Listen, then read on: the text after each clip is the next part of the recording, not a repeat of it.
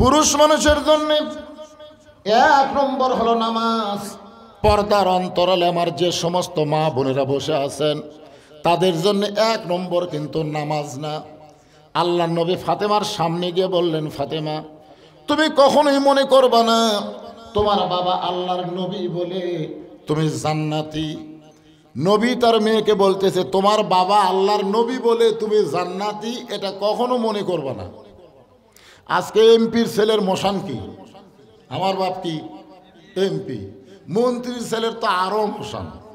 বর্তমানে সবচাইতে দুর্নীতি কারা করতেছে দেখবেন, এমপি করতেছে না এমপির ভাই করতেছে, মন্ত্রী করতেছে না মন্ত্রীর বেটা করতেছে। ধরে কোন কথা ঠিক কিনা? আর আমাদের নবী খালি নবী না, গোটা বিশ্বের সবচাইতে বড় নেতা। জোরে কোন কথা ঠিক কিনা? আমার নেতা, তোমার নেতা বিশ্ব নবী মোস্তফা। এই যে আমরা দরুদ পড়লাম, দরুদের মধ্যে বললাম সাইয়েদেনা। সাইয়েদেনা মানে কি? আমাদের নেতা, বিশ্বের সর্বশ্রেষ্ঠ নেতা। তার মেয়েকে বলতেছে ফাতেমা তুমি কখনোই মনে করবে না তোমার বাবা বিশ্ব নবী বলে আল্লাহ তোমাকে জান্নাত দিবে। ফাতেমা বলতেছে বাবা আমি এতদিন মনে করতাম আমার বাবা বিশ্ব নবী, আমার বাবা কোটি কোটি মানুষকে সুপারিশ করে জান্নাতে নিয়ে যাবে, আর আমি তার মেয়ে হওয়ার পরে আমার আবার কি খবর? রাসূল বলে ফাতেমা জান্নাতে যদি যাবার চাও তাহলে জান্নাতের আমল করে তোমাকে জান্নাতে যেতে হবে। ফাতেমা বলতেছে বাবা জান্নাতে যাওয়ার আমল কি? আল্লাহ রাসূল বললেন মাত্র 4টা আমল। আমার মায়েদের জন্য বলতেছি মা, ওয়ামিলু সলেহা, সূরা আসরের 2 নম্বর অংশ, একটু মনোযোগ দিয়ে শুনবেন। 1 নম্বর মেয়েদের জন্য 1 নম্বর আমল হচ্ছে নামাজ। দেখবেন অনেক মেয়েরা এই রোজার মাসে রোজা থাকে কিন্তু নামাজ ঠিক মতো পড়ে না, এরকম মেয়েরা আছে না নাই? আর আমাদের কিছু মেয়েরা আছে তাদের স্বামী আবার ওই সেই রকম খারাপ, যারা কারণ রোজা থাকেও তরকারি চাকে। আমি দেখছি আমার এক সম্পর্কে ভাবি রোজা থাকা এরকম, আমি বললাম ভাবি এই রোজা থাকা জিবাত দিয়ে এরকম করতেছেন কেন? তোর ভাই এতই খারাপ ভাই, খাবার বসে যদি ইফতারের সময় একটু লবণ বেশি হয় কম হয় তাহলেই একেবারে থালি ফেলে দিবে, মানে রোজা থাকবার চায় না, বুঝলেন? বউ জোর করে রোজা রাখায় আর ইফতারের যায় খালি ভুল ধরে। এখন বউ কি করবি? এই জন্যে রোজা থাকা ওটা চাকে, আছে না নাই? দরকার আছে না নাই? আপনারা বলেন তো, যে বউ রোজা থেকে ইফতারি পাক করে, তরকারি পাক করে, খাবার পাক করে আপনার সামনে দেয়, সেই বইয়ের যদি সামান্য ত্রুটি হয় আপনার রাগ করা যাবে? আল্লাহ রাসূলের সামনে মা আয়েশা 2টা তরকারি দিল, রাসূল 2 তরকারি চাইকে দেখলেন একটা থেকে লবণও নাই ঝালও নাই। আল্লাহ রাসূল বলেন এই 2 তরকারির মধ্যে এটা আমার খুব পছন্দ হয়েছে, আমি এটা একাই খাবো। মা আয়েশা খুব খুশি। রাসূল যখন খাওয়া শেষ করলেন মা আয়েশা চিন্তা করতেছে এতই স্বাদ হলো, এটা সবই খেলো, সামান্য একটু লাগে আছে, আঙ্গুল দিয়ে মুখে দিয়ে দেখে ওরে বাবারে লবণও নাই ঝালও নাই। ইয়া রাসূলুল্লাহ, হুজুর এই তরকারি আপনি কেমনে খাইলেন? আল্লাহ নবী বলেন আয়েশা অন্য কেউ যদি তরকারি খাইতো তোমার দুর্নাম হতো, তুমি কষ্ট পাইতা। আমি রাসূল একাই খাইছি, যেইটা ভালো সেইটা তোমাদের জন্য রাইখা দিয়েছি। সুবহানাল্লাহ। এটা হলো আমাদের নবীর চরিত্র। আর আমাদের চরিত্র কি? আমার মায়েরা 1 নম্বর হলো নামাজ।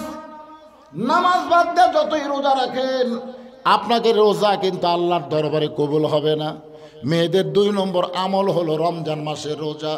3 নম্বর আমল হলো স্বামীর কথা মতো চলা। 4 নম্বর আমল হলো সতীত্বের হেফাজত, পর্দা করা। আল্লাহ রাসূল বললেন ফাতেমা সিরিয়ালের দিক দিয়ে 4 নম্বর পর্দা, কিন্তু মানার দিক দিয়ে 1 নম্বর হলো পর্দা। যদি পর্দা না থাকে তোমার 3টা আমলের একটাও কবুল হবে না, নামাজও কবুল হবে না, রোজাও কবুল হবে না, স্বামীর খেদমতও কবুল হবে না। এই 3টাকে যদি কবুল করবার চাও তাহলে মেয়েদের 1 নম্বর আমল হলো পর্দা। জোরে কেন 1 নম্বর আমল কি?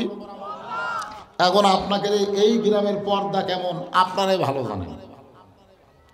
এই গ্রামের মায়েরা পর্দার মধ্যে থাকে না? থাকে তো ইনশাল্লাহ। আল্লাহ কোরআনে বললেন, এই হুজুরা কারা রে? একে তিনটাই মাদ্রাসার ছাত্র। আমি অনেক মাহফিলে বলে থাকি, এই মাদ্রাসার বাচ্চাদের ওয়াজ শোনা ঠিক না, কারণ এরা নিজেরাই একটা করে ওয়াজ। কারণ আমার মাদ্রাসা আছে, আমি জানি এদের সম্পর্ক সব সময় কার সাথে। আপনারা বলেন তো, এটা যদি কোনো ছাত্র ধরবার চায়, এই মাদ্রাসার বাচ্চারা যদি এটা ধরবার চায়, এটা ধরবার গেলে কি হয়ে ধরা লাগে জানেন না? লা ইয়ামুসসুহু ইল্লাল মুতাহহারুন। এই যে এই চারটা আবার এরা আবার আলাদা। এরা হচ্ছে আকডমের পেটে, আকডম বাগডম ঘোলাডম সাজে, ঢাললো ঢললো। এদের যতই ওয়াজ শোনেন ওরকম ভালো করা যাবে না, কারণ এদেরকে যে শিক্ষা দেওয়া হচ্ছে এই শিক্ষাটাই হলো খারাপ। আর একটা বাচ্চাকে যদি ভালো করতে চান তাহলে শুরুতে শিক্ষাটা ভালো দেওয়া লাগবে। জোরে কোন কথা ঠিক কিনা? হ্যাঁ, ভালোর ওপর ভিতটা মজবুত দেওয়া লাগবে। তো এই মাদ্রাসার বাচ্চারা এরা পবিত্র না হয়ে কিতাব ধরতেই পারে না।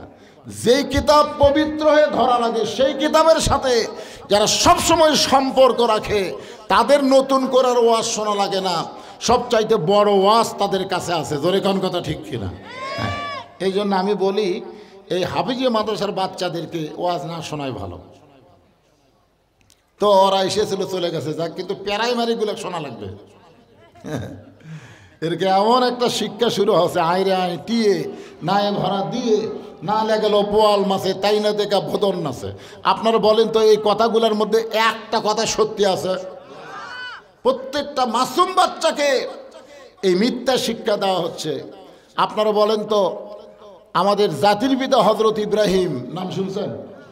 ওনাকে যখন চড়কের উপরে বসে রাখছে, নিচে নমরুদের আগুনের চুলা দাউ দাউ করে জ্বলতেছে, এমন সময় তার বাবা আজও রশি ধরে টানতেছে। আল্লাহ ফেরেশতা জিবরাইলকে পাঠালেন। ফেরেশতা জিবরাইল এসে দেখতেছে হযরত ইব্রাহিম কাঁদতেছে। জিবরাইল বলে, ও আল্লাহর নবী ইব্রাহিম, নিচে নমরুদের আগুনের চুলার আগুন দেখে কি আপনি এমন করে কাঁদতেছেন? ইব্রাহিম বলে, জিবরাইল, নিচের দিকে তাকানোর কোনো সময় নাই। আমার কান্দার কারণ হলো আমার জন্ম দেওয়া পিতা আমাকে আগুনে ফেলে দেওয়ার জন্য রশি ধরে টানতেছে। আমি নিচের আগুনের দিকে তাকাইনি, আমি তাকাই আছি আমার বাপের দিকে। এটা কেমন বাপ যে ছেলেকে আগুনের মধ্যে ফেলে দেওয়ার জন্য রশি টানতেছে? আপনারা বলেন তো এই বাপ ভালো না খারাপ? কথা কয় না। ছেলে কি টানতে, চড়ক টানতেছে, ছেলে যেন আগুনের মধ্যে পড়ে যায়। আপনারা বলেন তো, যেই বাবা ইব্রাহিম নবীকে নমরুদের চুলার মধ্যে ফেলে দেওয়ার জন্য রশি টানে, ওই বাবা বেশি খারাপ না যেই বাবা সন্তানকে জাহান্নামের আগুনে ফেলে দেওয়ার জন্যে রশি টানতেছে ওই বাবা খারাপ? কোনটা খারাপ? বর্তমানে যারা সন্তানকে প্রাইমারি ভর্তি করে দিচ্ছে এরা হল নিজে ইচ্ছা করেই তার সন্তানকে জাহান্নামের মধ্যে ফেলে দেওয়ার পানি তারা করতেছে। জোরে কোন কথা ঠিক কি? কথা কন না গে? আপনার কি হুঁশ নাই? হ্যাঁ, যখন করোনা শুরু হয়েছিল তখন সব হাফেজি মাদ্রাসা খোলা, সব প্রাইমারি বন্ধ। আপনার তো তখনই একটা বুদ্ধি নেওয়া দরকার যে করোনার সময় হাফেজি মাদ্রাসা খোলা, প্রাইমারি বন্ধ কেন? হাসান হক ইনু প্রধানমন্ত্রীকে বলল যে প্রাইমারির বাচ্চারাও ছোট, হাফেজি মাদ্রাসার বাচ্চারাও ছোট, তো করোনা যদি ধরে সবাইকে ধরবে, তো আপনি প্রাইমারি বন্ধ করে দিলেন, হাফেজি মাদ্রাসা খোলার অনুমতি দিলেন কেন?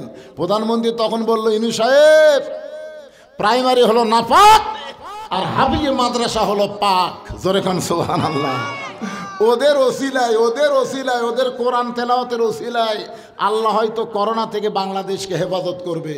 যে ঘনবসতি বাংলাদেশ, করোনা যদি ঘনবসতি বাংলাদেশকে ধরতো তাহলে লক্ষ লক্ষ মানুষ মারা যেত। জোরে কোন কথা ঠিক কিনা? শুধুমাত্র এই কোরআনের ওসিলায় করোনা নামক গজব থেকে আল্লাহ আমাদের বাংলাদেশকে হেফাজত করছে। জোরে কোন সুবহানাল্লাহ।